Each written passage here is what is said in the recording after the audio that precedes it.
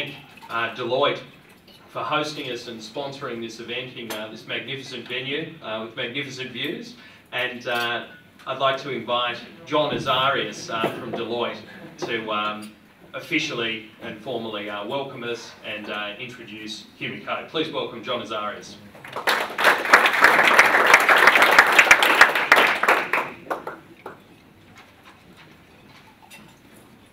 Now, ladies and gentlemen, over the years, I have read numerous articles written by Hugh Mackay, and I recently read his wise and compassionate book, What Makes Us Tick, which came out in 2010. Let me recommend it to you as warmly as I can. The character of the man shines through his work.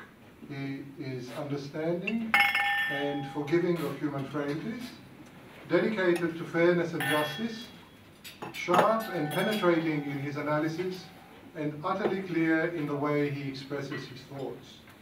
He's not just a psychologist and an analyst of social trends. He's also a novelist, a speaker on ABC Radio, a professor, 3 times an honorary doctor, and a chairman. Not many psychologists can claim as much. In effect, Hugh Mackay is in many ways a national treasure, and we're lucky to have him holding a mirror up to our faces. But it's never a pitiless mirror. And to show what I mean, I'd like to quote the last words from a speech he recently gave about what makes us tick, where he says we all need to recognize that other people are struggling to satisfy pretty much the same wants and needs as us, and adds, quote, "Perhaps that is encouragement to a little more patience, a little more kindness, and a little more compassion," unquote. That attitude, combined with a razor-sharp intellect, is what makes Hugh Mackay such a special person. Ladies and gentlemen, please welcome our guest this afternoon, Hugh Mackay.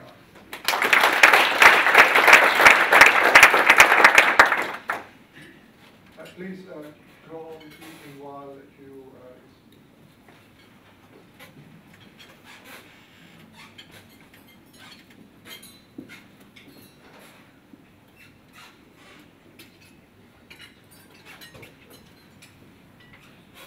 Sorry about all this, thank you very much, John. That's an extraordinarily kind and generous introduction. I appreciate that very much. And good afternoon, everybody. As John has intimated, this latest book, What Makes Us Tick, is a bit of a departure for me. I've normally been writing about the contemporary Australian society and how things are changing. And of course they are changing. But this was an attempt to say, let's get below all the stuff that's changing on a day-to-day basis and look at the things that actually drive human behaviour, not just Australian behaviour, but human behaviour in a rather more fundamental way. This is well-worn territory, of course. There are plenty of people who've attempted to describe the motivations for human behaviour. And I hope my particular approach has something new to offer, partly because it is largely based on the work I've been doing for 50 years of sitting listening to Australians talking about what motivates them, what their hopes and aspirations and disappointments and fears and beliefs are. So what I'd like to do just for a few minutes before we have some conversation about all this is summarise the main themes of this book. And to begin, I want to suggest that perhaps the strangest question human beings ever ask ourselves is this one: why did I do that? Now, it's not a strange question to ask about other people, is it? Why did she do that? Why did they do that? Why did my spouse do that? Why did my kids do that? My colleagues? We know everyone else is a bit strange and a bit irrational, but ourselves, it's an odd question. I'm sure you have asked yourself that question, and it's worth reflecting on it, because you've just done something, presumably of your own volition, and now you're looking at what you've done and you're saying to yourself, why did I do that? Well, I suppose in a way my approach to human motivation is to say we should never be surprised when we are surprised by our own behaviour. One of the things that is characteristic of human beings is that all the time we are doing things that don't necessarily mesh with our idea of what is reasonable. And there are two reasons for that. And I hope that this explanation I'm going to offer has some relevance for you, whether you're thinking of yourself as a private individual in personal relationships or as a professional person, as a member of a larger organisation or whatever. Whatever the setting, it seems to me these two reasons that I'm going to offer might be relevant. The first is that most of us have grown up in the grip of that Western philosophical tradition that says humans are essentially rational creatures. But when you actually look at human behaviour, when you look at the things we do, everything from falling in love to falling out of love, waging war on each other and committing lesser acts of treachery and violence against each other, our superstitions, our greed, our phobias, our neuroses, to say nothing of convictions like Holden is a morally superior brand to Ford, or the Swans are in every respect better than any other team in the AFL, or even through to things like the news that's recently come from the Family Planning Association that about 50% of first pregnancies in Australia, in or out of marriage, are unintended. Wouldn't it be appropriate to draw a rather different conclusion about humans? Wouldn't it be appropriate to say it looks as if, by nature, we are not rational? It looks as if, in order to make us rational, you have to put us in school at the age of 5 and keep us there until we're 18, and then perhaps give us some tertiary education as well. With all of that education, all of that discipline, all of that training, you can produce people who are capable of remarkable bursts of rational behaviour. But that's what should surprise us. Our folklore has always told us that we're ruled more by the heart than the head, and how true that is of human beings. What should amaze you is when the car keys are where you thought you'd left them. It shouldn't surprise you when they're not. And we're very unkind to each other on the subject of rationality. When you hear someone saying, particularly a spouse saying to his or her partner, why can't you be more rational? The correct answer, of course, is because I'm human. Because I'm not a computer. If you want rationality, go to a machine. I can be rational. An engineer can be perfectly rational when building a bridge, and we want that engineer to be rational when building a bridge. But we know when he or she goes home, he or she will be just as irrational as the rest of us, be cranky with the kids, impatient with the spouse, watch too much television, etc. All the things that humans get up to. So that's the first reason why our own behaviour shouldn't, we shouldn't be surprised when our own behaviour puzzles us. But the second reason is a bit more complex and goes more to the themes of the book, and that is that we never do anything for just one reason. There is never a single explanation for our behaviour as private individuals, as voters, as citizens, as consumers, as employees. Whatever we're doing, look at a piece of human behaviour, and if you say, why did they do that, or why did I do that? The answer is not going to be because X. The answer is going to be coming out of a dynamic interplay between what I think are 10 powerful human desires that are constantly driving us. Each of these desires would like to rule us, and if we let any one of them rule us, we'd be in terrible trouble. That really would be a neurosis. So part of the art of living, in fact, is to acknowledge that we're driven by these 10 desires, and to find ways of harmonising and synthesising these desires so they're satisfied more or less, though not all the time, and we learn to live with that.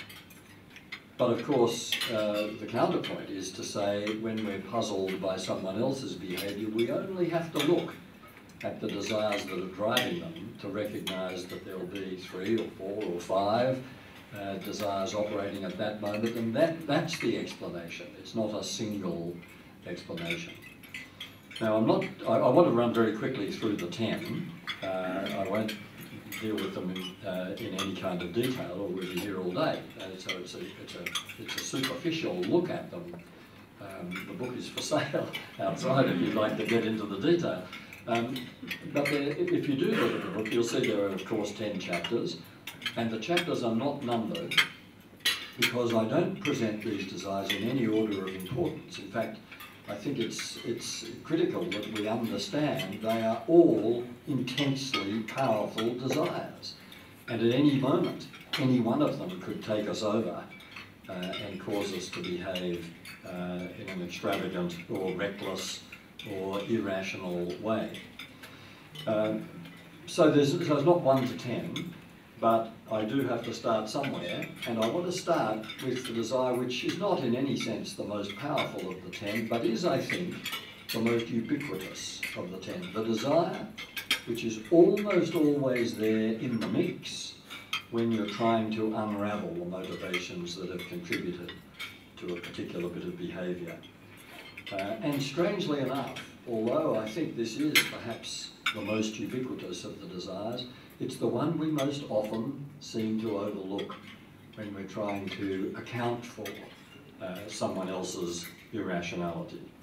I'm referring to the desire to be taken seriously, by which, of course, I mean the desire to be noticed, the desire to be acknowledged, the desire to be recognised, the desire to be appreciated, valued. As we get older, perhaps even the desire to be remembered. All of us need to know that we exist for someone. We need to know that our voices will be heard, that we'll be acknowledged for who we are. I don't know how often I've heard young people in particular talking about the experience of applying for work in the current job market, and saying that the typical situation is you apply for dozens of jobs and you never even receive an acknowledgement of most of them, let alone an invitation to come in for an interview. And of course these young people say it's as if you don't exist. It's as if you're not taken seriously as a person. Well, some of us feel like that if we're kept waiting too long in a doctor's surgery, don't we? Sit there and half an hour goes by, no one explains or apologises. You feel as though you're not being taken seriously. This, of course, is why we hate being the victims of racism or sexism or religious prejudice or any other kind of prejudice that lumps us in with a category as though to say, I don't take you seriously, you're just a baby boomer or a Presbyterian or a single mother or some other category. We're offended by that because it's the opposite. Feels like the opposite of being taken seriously. It's the desire to be taken seriously that explains why in our culture listeners are so highly prized. Isn't it fantastic when you receive the gift of someone's undivided attention? You know, without them having to say so, that the fact that they're listening to you says, I take you seriously enough as a person to attend to what you're saying. And of course, the opposite is the case. When you're talking to someone and they're looking over your shoulder in the hope of catching sight of someone more interesting, or they're glazing over, and it's very clear that they're not absorbing what you're saying, the unspoken message is, I don't take you seriously enough to listen to you, which is why we're so offended by people who won't listen when we need them to. And why it's so tragic when you hear particularly couples who've been together for a long time, you hear one of them say, oh, he doesn't listen to me the way he used to. You know what's really being said is, he doesn't take me as seriously as he used to. Well, all of us need to know that someone takes us seriously, even if it's just a dog. Some people acquire a dog in the hope that when they get home they'll be regularly taken seriously. Perhaps less obviously, it's this desire to be taken seriously that explains why minorities, religious, ethnic minorities in particular, thrive on persecution. Nobody likes to be persecuted. It's about the most negative kind of attention you can be given. But of course, it is a sign that you're being taken seriously. When people are persecuted, they don't typically say, oh, isn't this awful, we're annoying people, we'd better give it up. Quite the reverse. Their religious faith or their sense of ethnicity is reinforced by the process of being persecuted and defending ourselves against that persecution, because the underlying message is, yes, they don't like us, but at least they're taking us seriously. One of the most famous experiments in the history of industrial psychology, which many of you, I'm sure, will have read about, was conducted 50 years ago, still a landmark study, conducted by an Australian psychologist called Elton Mayo, who was working in one of the Illinois plants in the US of the Western Electric Company. And Mayo's task was to study the workplace and to see if there were things he could do to the workplace to improve the productivity of the workers. It was a sort of early time and motion study. And Mayo looked at the situation and saw many ways in which he thought he could improve conditions in this factory. The factory was in Hawthorne, Illinois, and what he found has come to be known as the Hawthorne effect, which I'm sure many of you are familiar with. But one of the critical thing that's the most reported aspect of his experiment was that he increased the brightness of the illumination in the plant, predicting that if it was a brighter place, people would actually work harder or work better. And that's exactly what happened. Up went the brightness, up went productivity. He manipulated various other features of the environment, and then later in the experiment reversed all of these interventions back to where they had been, including the illumination. And he found, contrary to his expectation, that when he reduced the brightness of the illumination back to its original level, productivity went up further. And his conclusion, which has become, as I say, a landmark conclusion in industrial psychology, was it's not just the illumination they're responding to, it's the fact that someone is paying such close attention to their working environment, that they are, as a workforce, being taken seriously and responding as humans always do when they're taken seriously in this way. So that's the first of the 10. Let me much more briefly run through the other 9. There's the desire for my place. Many people who migrate from one country to another in their middle years report later in life that they've come to feel as if they don't belong in either place. And that's because their personal sacred sites, the places that have defined them or symbolized phases of their lives back in their birth country of birth, have never had time to be replaced by similar symbolic sacred sites in their adopted country. And the truth about us is that we are all driven by the need for places that define us, physical places. It might be a workplace, it might be the family home, it might be the shed, it might be a favourite seat in a favourite restaurant. For regular churchgoers, it's a favourite pew, and if someone else sits there, you feel as though your space has been invaded. For long-distance rail commuters, it's a particular seat in a particular carriage. We all have these attachments to places that make us feel comfortable, make us feel in control, and say something about us that we're pleased to have said. And if we don't have these places in our lives, there is a feeling of vague restlessness, anxiety, sometimes neurosis, associated with the idea that there's nowhere that's ours. There's no place on the surface of the planet that somehow symbolises us. Some interesting, with the Olympics in full swing, it's interesting to reflect on some recent research into this subject. in the context of sport, in particular team games, most particularly soccer and baseball. We all know about the home ground advantage in these team sports. It's a statistically demonstrable fact that teams win more often when they play at home than when they play away. Why is that? Books, of course, have been written about this, endless speculation about it. But the most recent research conducted by a couple of UK psychologists actually tested the level of testosterone in the bloodstream of soccer players and found that testosterone levels are higher when they're defending their own turf than when they're playing somewhere else. And why wouldn't that be the case? This is the ground that stands for us. This is home. This is our turf. It's our stamping ground. And of course, we're going to play as though it really matters when we're defending that rather than when we're playing on someone else's turf. The highest in soccer teams, the highest testosterone level is recorded in the goalie, of course, because it's the goalie who's defending the ultimate sacred site. You may not be able to remember the person with whom you shared your first romantic kiss, although I think most people in the room are young enough to be able to recall the person. I'll pause for a moment while you run through the list.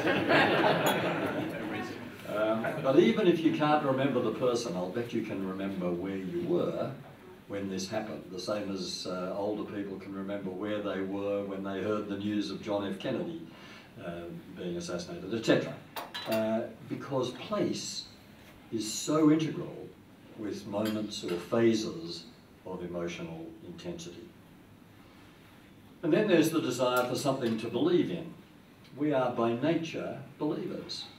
Neuroscientists are now telling us it's cognitively, not surprising, cognitively much easier for us to believe than to remain skeptical. Bertrand Russell, that great skeptic, wrote, "Man is a credulous animal and must believe something. In the absence of good grounds for belief, he will be satisfied with bad ones." And it looks a bit like that, doesn't it? Where we look at other people's beliefs that we don't happen to share and we think there are no grounds for this, or these beliefs are very weird. I remember hearing someone on ABC radio declaring that if you shoot wild donkeys, God will punish you with drought. And the interviewer sounded a bit sceptical, and this person said, well, we've been shooting a lot of wild donkeys and we're now in our 10th year of drought. So there you are. Any belief can be justified one way or another. But why do we have, in particular, of course, through human history, religious beliefs that are so powerful and create such furious disagreements between us? The answer, of course, is that life is a mystery. It doesn't matter what the theologians or the cosmologists or the geologists or the biologists tell us about life on Earth, in a biological sense. The truth about our own lives is they seem mysterious to us. We have to make some sense of them. We have to define our own purpose to give our own lives meaning. And the way we do that is by some kind of belief system, some kind of framework, template, code that allows us to make some sense of our life and the lives of others around us. And as I say, for most humans through most of history, that's been a religious question with a religious answer. In the West, that's a declining phenomenon. Our frameworks for making sense of life are less religious than they've ever been. In Australia, only 15% of the population are regular churchgoers, for example. The proportion who have some religious belief is, of course, higher than that. But like other countries, Britain exactly the same position as we are, these things are in sharp decline, which doesn't, of course, mean we stop believing. It just means we have other frameworks of belief for making sense of what's going on. Astrology. About 35% of Australians say they believe in astrology. I shouldn't sound sceptical because I've perhaps just offended 35% of the audience. But would you mind putting your hand up if you don't know your star sign? Does anyone in the room not know their star sign? It's an extraordinary thing, isn't it? Not that that means you believe in astrology, but it does mean that when you're in the hairdresser looking at an ancient magazine, the eye inevitably lights on what the stars say. And if only you could remember what you'd been doing 2 months ago in the magazine to check the veracity of this prediction. It's astrology for some people, it's superstitions for some people, it's the free market for some people. That's the basis on which they make sense of how the world works. For some people it's conspiracy theories or science or whatever it might be. The thing about belief is, whatever it is, it's deeply comforting for us. It's reassuring. It's therapeutic to have a set of functioning beliefs. A worldview, that's what I'm really talking about. And it's not just therapeutic, it's powerful. If you doubt the power of belief, just take a look at the well-documented medical phenomenon of the placebo effect, where medical researchers testing a new drug will take 2 matched samples of people. They all know they're participating in an experiment. Half of them, one sample gets the drug, the other sample gets the sugar-coated chalk or some other inert substance with no therapeutic properties. In hundreds of papers published on this kind of clinical trial of drugs, a persistent 30% of people who are swallowing the chalk experience the kind of therapeutic effects they thought they would get if they'd been taking the drug. And the most extreme, the most chilling example of the placebo effect that I've come across actually involves surgery, where I don't know how this ever got past the ethics committee of the hospital involved, but a team of surgeons who performed arthroscopies on knees had a sample of patients due for an arthroscopy, invited them to take part in an experiment. Again, they all knew this was an experiment.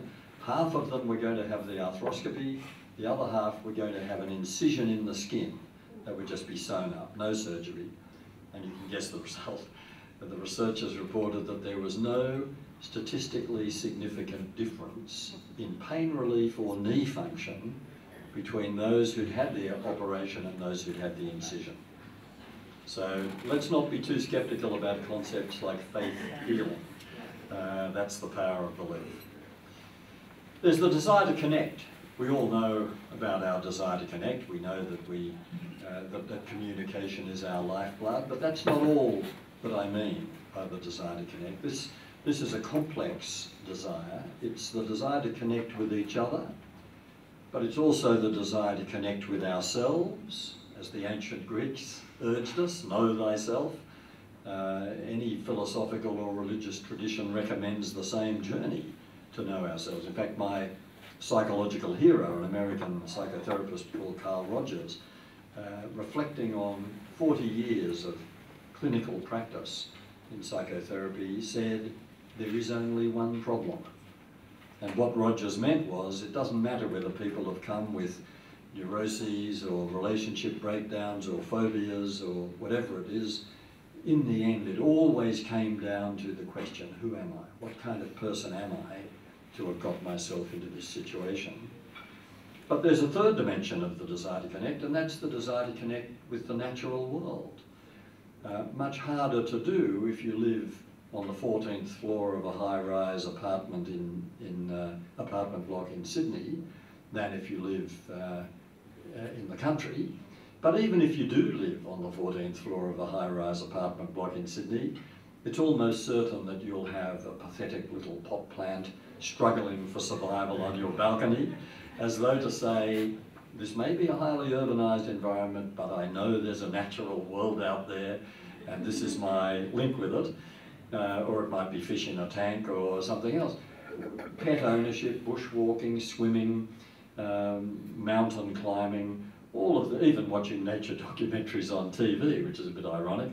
But all of these things are reminders that we need to feel as though we ourselves are part of the cosmos. We ourselves are part of the natural world. A group of American psychologists have recently identified in children what they're calling the nature deprivation syndrome.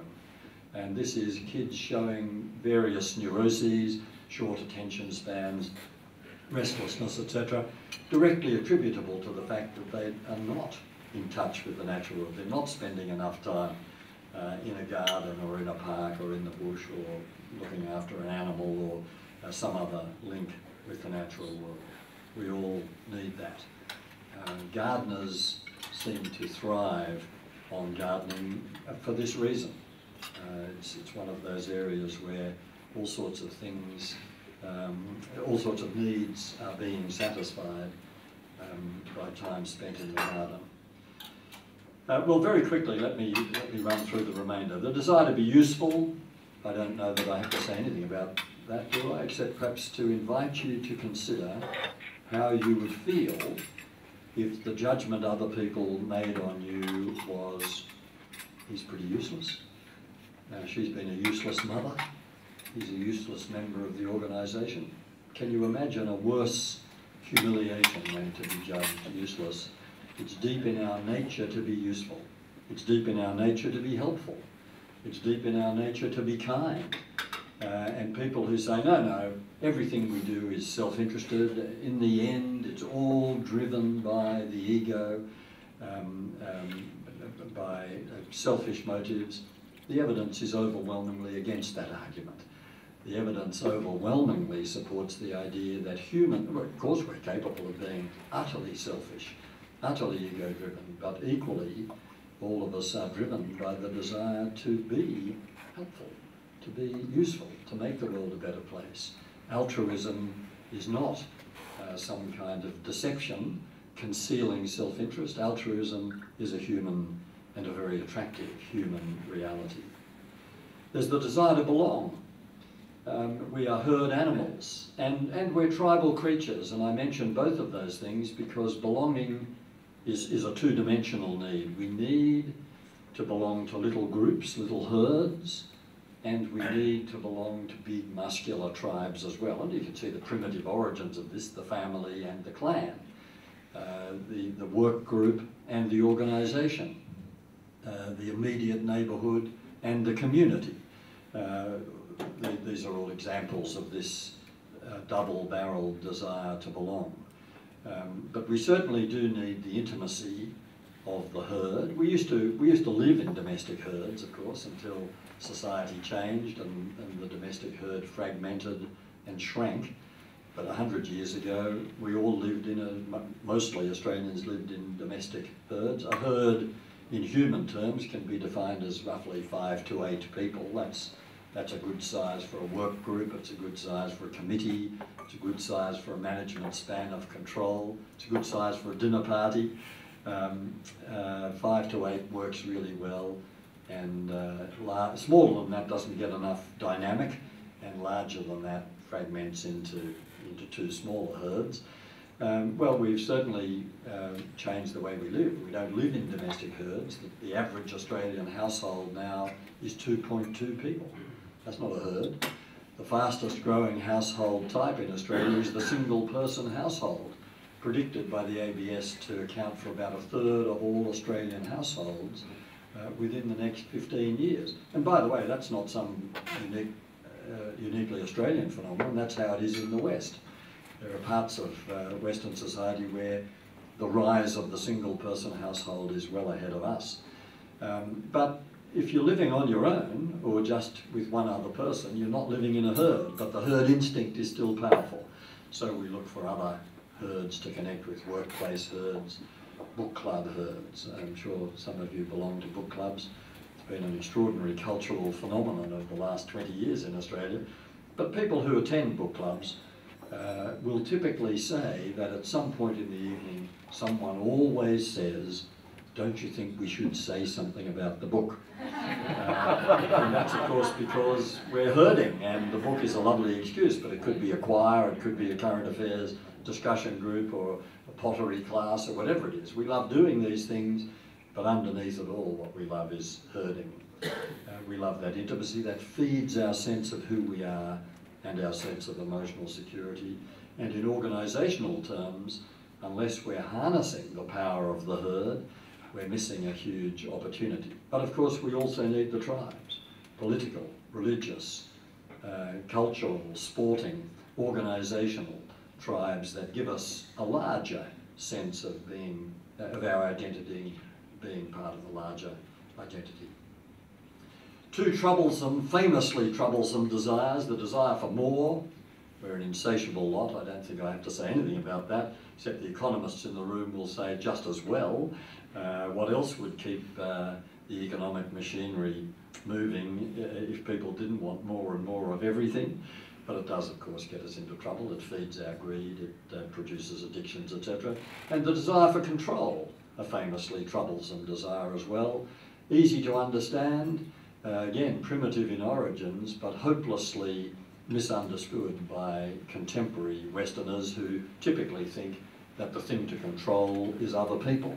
That will satisfy our desire for control by controlling the spouse or the children or the colleagues or the employees. And of course it takes most of us a long time to work out that the only life you can control is your own, that other people will control their own lives in their own ways. They're beyond your control, as most of our circumstances are beyond our control. Yet most of our phobias are about this fear of loss of control. Fear of flying, fear of travelling in lifts, fear of open spaces, fear of crowds. All of these things are essentially the same fear. There's the desire for something to happen. We all need something to look forward to. We need some excitement. In fact, we thrive on unpredictability and uncertainty. We don't think we do. We think we thrive on stability and comfort and certainty, and that's what we all say we crave. And when we have that, we say, why doesn't anything ever happen? What we need is unexpected things to be constantly crashing into our lives and keeping us alert and alive. People who say, I'm going to keep dementia at bay by doing a crossword every day, have not understood. The crossword is just another habit. It won't keep dementia at bay. What will keep dementia at bay, if anything will, is unpredictability, not predictability. Having conversations with other human beings, that'll keep you young. And finally, the desire for love, giving and receiving love. Again, I don't think I need to elaborate on that. We understand that that's the great enricher of human experience. Well, that's my 10. The desire to be taken seriously, the desire for my place, the desire for something to believe, the desire to connect, the desire to be useful, to belong, the desire for more, the desire for control, the desire for something to happen, and the desire for love. And I'm sure some of you have a mental checklist and you're saying, no, there are actually a few other desires I can think of. What about the desire for truth, or the desire for justice, or the desire for peace? And there are, of course, these more ethereal, idealistic desires that do drive some people in wonderful ways. I'm not talking about those, nor am I talking about bodily needs, which you could describe as the desire for sleep or drink or food. They're survival questions in the same way as sex is a survival question for the species. These are not survival issues, and they're not the idealistic, ethereal drivers. These are the social desires that drive our sense of who we are and how we manage our relationships with other people. So I hope that next time you're puzzled by yourself or someone else, you might just quickly run through the list and say, well, of course, there are 5 of these desires operating here, and it's actually maybe not rational, but it's also not hard to explain. Why do people become workaholics? Why do people become so attached to their work that they work absurd hours, even when they don't need the money, or even when they don't particularly like the work? Why do so many people, men in particular, become so fearful of retirement? Well, the answer is look at work and see how many desires are being satisfied by work. The desire to be taken seriously, the desire to be useful, the desire for my place, the desire for control, the desire to belong. I mean, there are 6 or 7 of these desires spectacularly satisfied by work. No wonder we get so attached to it. I've mentioned religion a couple of times, under heavy attack from people like Dawkins and the late Christopher Hitchens, Sam Harris and so on the grounds of its irrationality.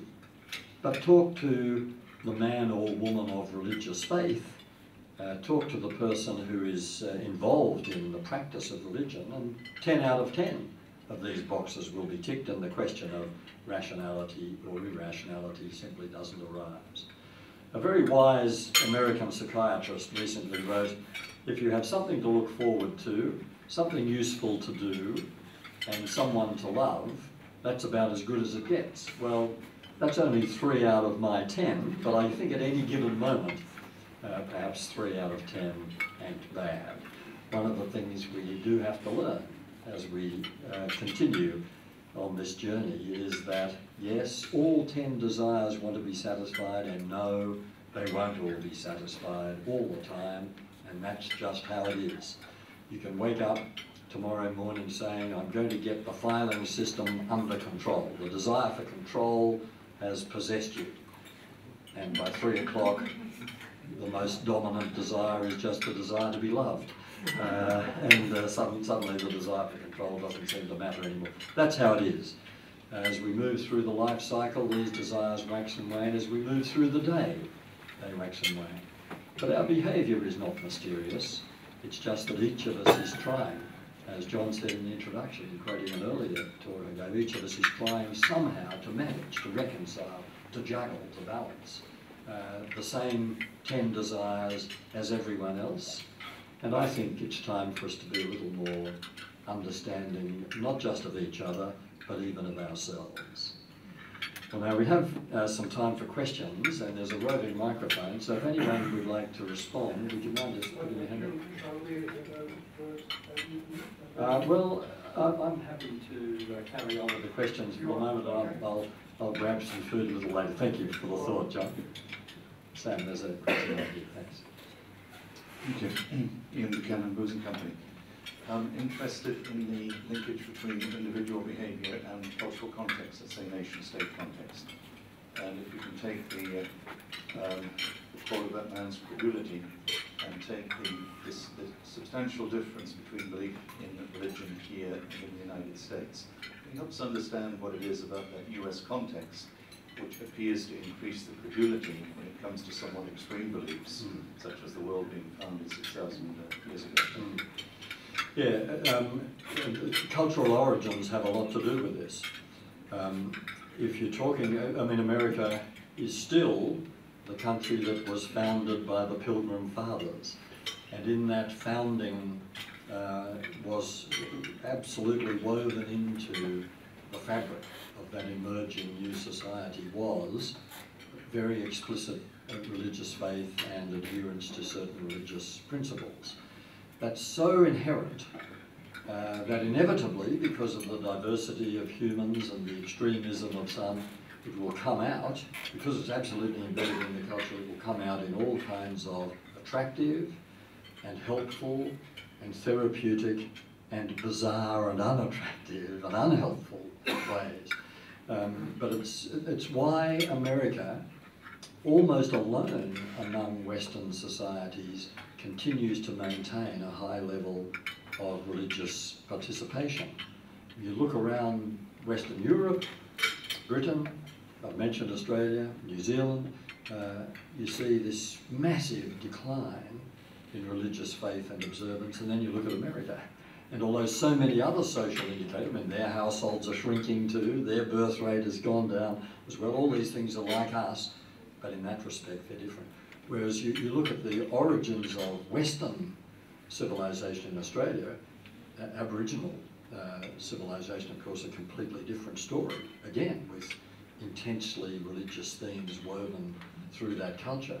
But look at the origins of Western civilization in Australia, and it was essentially anti-religious. I mean, it was very much the Enlightenment that bred our founders the idea of shaking all of that off. Now, that's not to say that institutional religion didn't play a large part in early Australia, but the essence of the foundation in Australia was, I mean, even the separation of church and state as dramatically as we have it here, was a symptom of the fact that we were a post-Enlightenment civilization.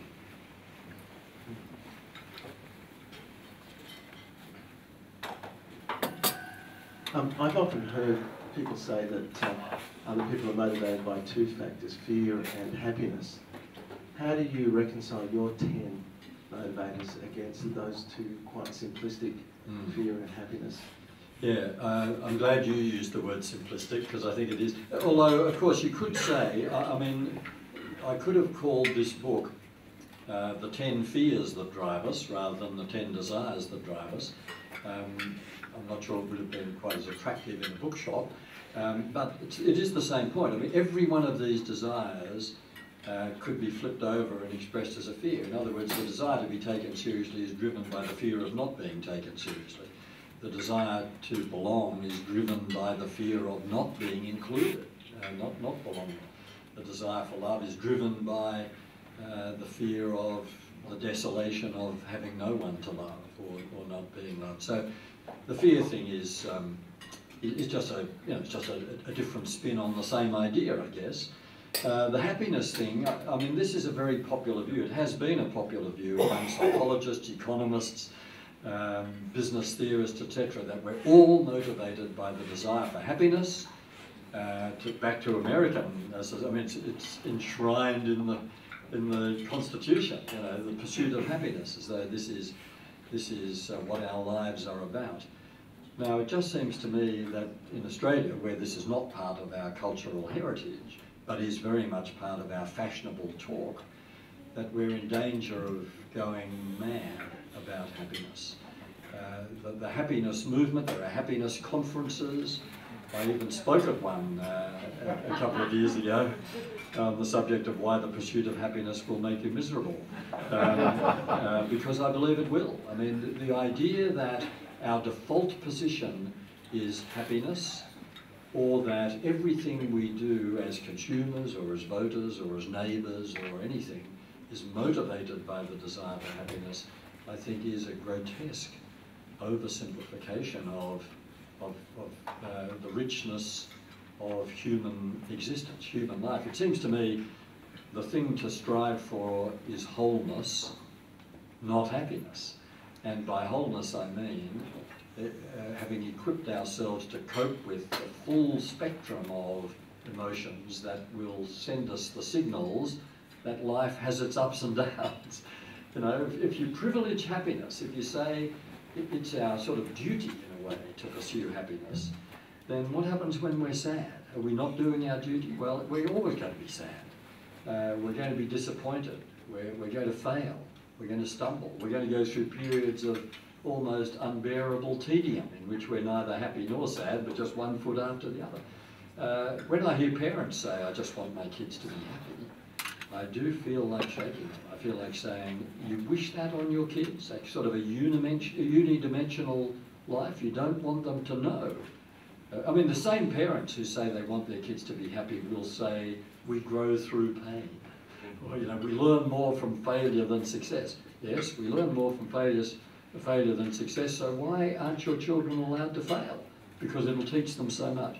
So I'm on a bit of an anti-happiness kick at the moment. Not that I want people to be miserable, and I don't want to seek sadness for anyone, but I do want to say happiness is a lovely accident. It comes to us occasionally, but if you make it the focus of your life, if you treat it as the purpose of your life, or try to explain other people's lives as their pursuit of happiness, I think you miss all the magic. Rick Symes from Deloitte Access Economics. I was wondering how much your book would have been different if you had it written 100 years ago. A few things you've talked about in here are current, like the average size of the household and the like, but most of it seems to sort of be stable over time. Yes, yes, thanks Rick. I think, I mean, I hope this doesn't sound arrogant, but I think if I'd written it 100 years ago, I would have come to roughly the same conclusions. The same, it seems to me, and of course when I said this is based very much on listening, 50 years of listening to Australians, that's my primary source, but of course I've also accessed ancient wisdom and religious traditions and philosophical traditions, and the psychological literature of motivation. So you know, I'm not absolutely flying solo here. But I think it's a very interesting thing to reflect on. I think the desires are enduring. I wouldn't have made the claim that they're cross-cultural. I wouldn't have said that you'll find the same desires in Asian cultures, etc., or indigenous cultures, although the first country to have bought this book outside Australia was China. So I don't know what the Chinese see in it, but I hope something. So I think it is timeless sort of stuff. What, of course, is not timeless is the way these desires are manifested. We manifest them in a different way. We have an explosion in book clubs or food courts, like downstairs, this wonderful euphemism for the public trough, where people who are feeling cut off from the human herd just go and graze together with the herd. That's a modern phenomenon, but it's expressing one of the enduring desires. Kids who are spending probably too much time on Facebook or Twitter and so on, it's a modern manifestation of an ancient and very primitive desire, namely the desire to connect and the desire to belong, to some extent also the desire to be taken seriously. So I think the desires, you know, wouldn't have been different if I'd tried this 100 years ago, but certainly the examples would have been very different. Thank you. Two questions. My first one is, when they were measuring the testosterone of the male football players, what were they measuring in women? But it's not my main question. Firstly, can I just tell you what a great pleasure and how honoured we are as Australians to have you amongst us. I really mean that. I hope you can send me home a happy woman by disabusing me of a particular view I have of the human primate. And even listening to your 10 desires, they are still very much the sorts of dynamics that you see expressed within a lifetime. Of course, that's all we own. However, in this particular world, especially now, all the decisions we have to make in public policy, and I guess that's my background, actually have to extend well beyond your own lifetime.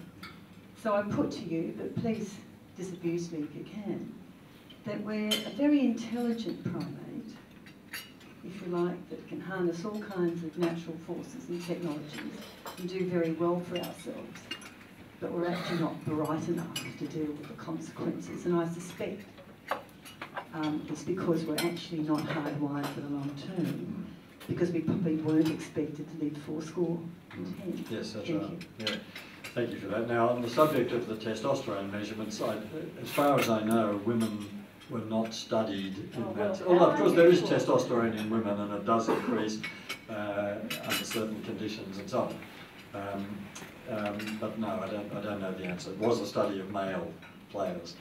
The larger question, though, look, I'd like to send you home a whole woman rather than a happy one, because I don't think there's any comfort. I mean, I think you've asked a really profound question about our character as a species, and I think your explanation of why we're like that is very likely to be correct. I mean, I think it's true. It's already surprising that we now have the expectation that we'll live into our 90s, that many people are going to turn 100, not just the very odd exception. And what do we do with this? You know, how will we think different? Young people are already thinking differently because they know they've got a longer stretch. But that doesn't mean they're thinking in 500-year terms. It means they're saying, well, 30 is the new 20. You know, I don't have to grow up till I'm 30 because I've got a long way to go, which explains the behaviour of a lot of people in their 20s. I mean, they're not being silly. They're just saying, for me, when I get to 30, that'll be about where my parents were when they were 20. And that changes their whole approach to work, sexual partners, religion, politics, all sorts of things. They are keeping their options open at least till they're 30. So that's a very typical manifestation, I think, of the point you're making. And I can offer you no comfort. I mean, it just seems to me, I regard myself as a wildly optimistic person, and I think the future is going to turn out well, and there's a high probability that we'll wipe ourselves out. You know, I do think you've absolutely stated an uncomfortable but incontrovertible fact about us, that we seem incapable of looking beyond the horizon of our... I mean, politicians are often accused of not looking beyond the horizon of this parliament. And many people, many chief executives only look beyond, won't look beyond the horizon of their contract, because their remuneration is tied to what happens to the share price in the next 5 years, etc. Not what are we going to do for our grandchildren in this organisation. There may be a revolution, but I see no sign of it. Sorry.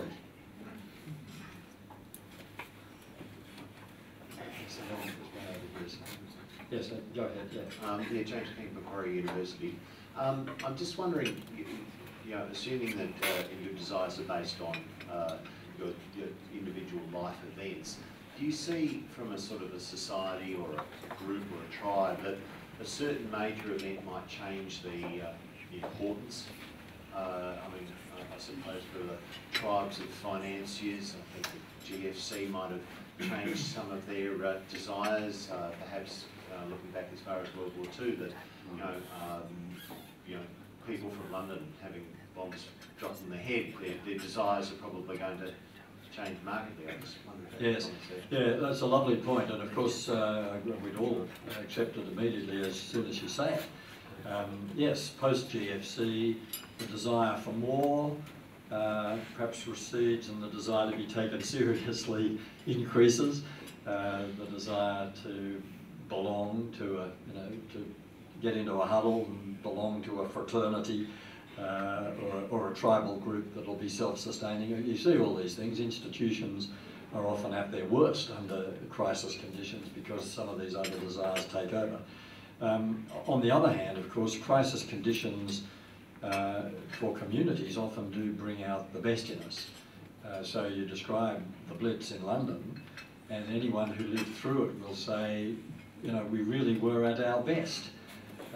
Communities who were hit by storms, or families who were hit by the bereavement of a child, you know, and all of these things, people look back.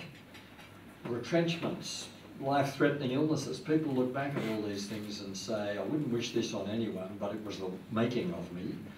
And that's often because when there is a crisis, we do actually have to rethink our priorities, and we do have to acknowledge, perhaps more explicitly than at other times, that there are desires that are driving us that ought to be kept on the leash more than they were. That it's, you know, it's not the most important thing in the world to acquire more and more stuff. It's much more important to nurture relationships, etc. That's the typical enlightenment that people have when they live through a crisis. So you're absolutely right. It doesn't, of course, change. The desires are still present, but we do learn to control them or approach them in different ways. It's all about priorities. Yes?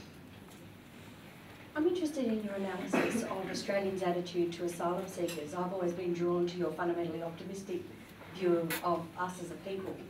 But I'm wondering which of the desires you think are threatened by our apparently collective but deeply held view and concern about asylum seekers who arrive on boats.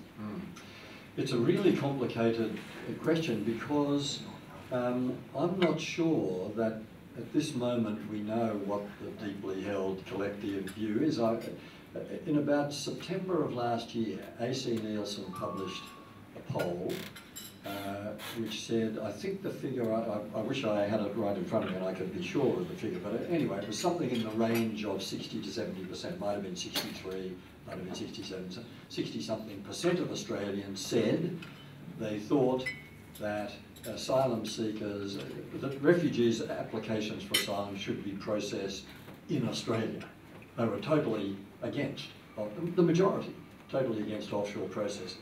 So you'd have thought at that moment, I looked at this research and I said the community is way ahead of the politicians on this. There's more compassion, more humanity in the Australian population than in the rhetoric of their leaders. But rhetoric of leaders is very powerful, particularly when both sides of politics are saying essentially the same thing. And as the question about fear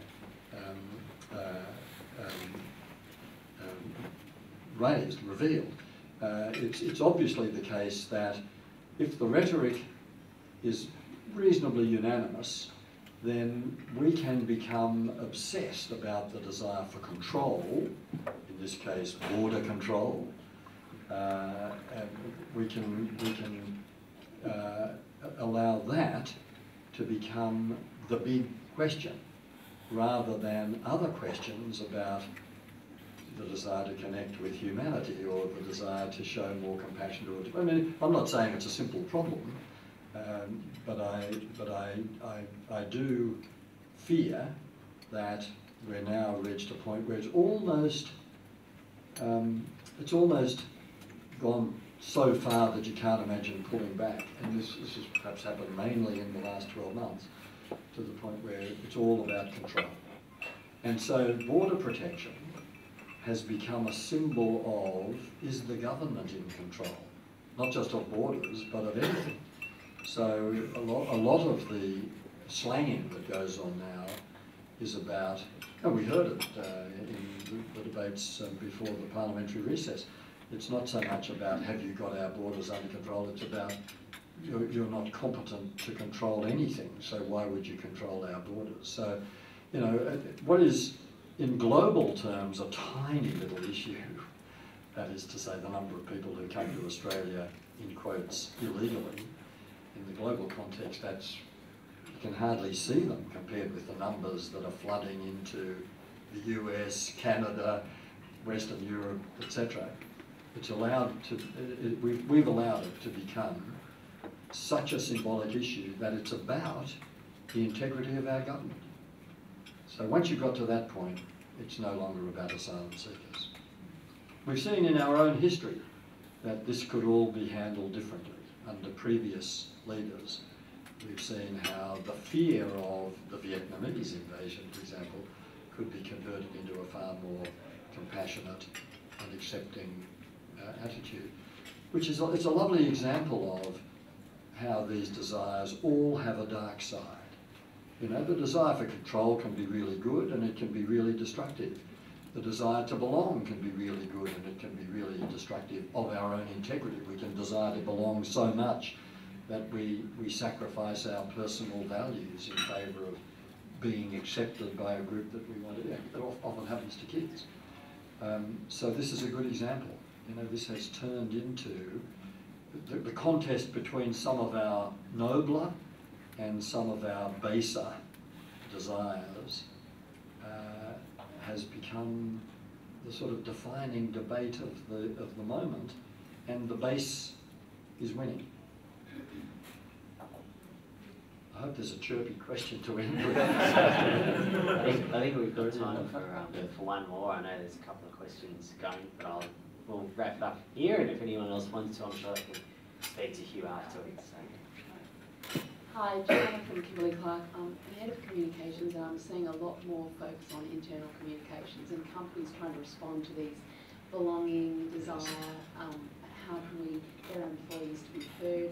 What are you seeing successful companies are doing to cover off these desires? There's a lot of tension about this. Of course, some companies, it seems to me at the moment, though, the rhetoric is, as you described, working against it. You know, there's actually a bit of a return to a rather more autocratic approach, and some of the ways in which we're even designing our workspaces is not conducive to this. I mean, we all, the desire for control, the desire to belong is often met, and the desire for my place is often met by having little territorial places that are ours. Be very wary of hot desking, etc. But no, look, I think it's the same as it always was, which is to say, the companies that are being most successful are those who see this not as something that's going to be solved with a company newsletter or, you know, an electronic equivalent, or with a mission statement that somehow embraces the idea that we love all our people and we'll take them seriously. It has to happen. And the only way it happens, in fact, is person to person. It happens with a spirit in the organisation of constant consultation and collaboration based on small enough cells for this to happen, like herds, so that this group have a boss who listens, who consults, who makes sure that they know exactly what's going on because she or he is part of a of another herd on the next run who are treated like that themselves. And as we all know, and it's just a cliche to say it, but I'll say it, it starts at the top. If the chief executive is not prepared to listen, to consult, to collaborate, that example will always be followed. And if he or she is, that example will always be followed. But let's not assume, it's a danger for society at large, it's a particular danger for organisations. Let's not assume that the new information technology miracles will somehow do this for us. It has to happen face to face.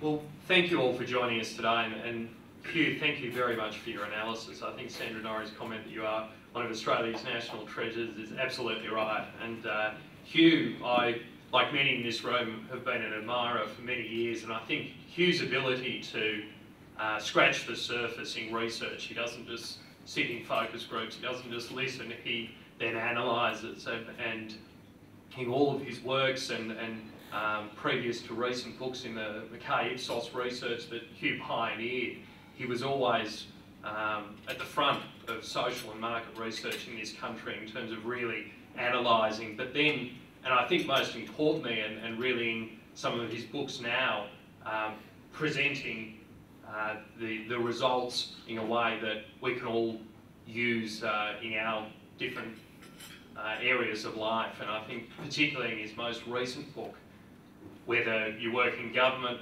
business, the community sector, the ability to really understand what drives and motivates people is essential. Whether that's if your end goal is seeking them as a client, getting them to purchase a product, or getting them to join you in a campaign and a cause, it's vital to understand what motivates people. And Hugh's work and certainly his speech and questions and answers today, I think, have really illuminated that topic for all of us. So please join me in thanking Hugh again.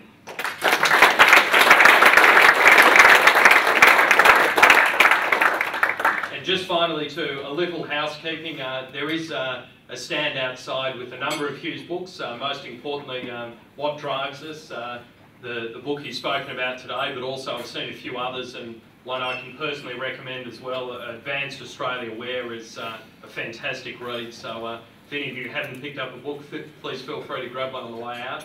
And finally, I'd just like to thank Deloitte and John Azarias again for hosting us in this magnificent venue, so thank you.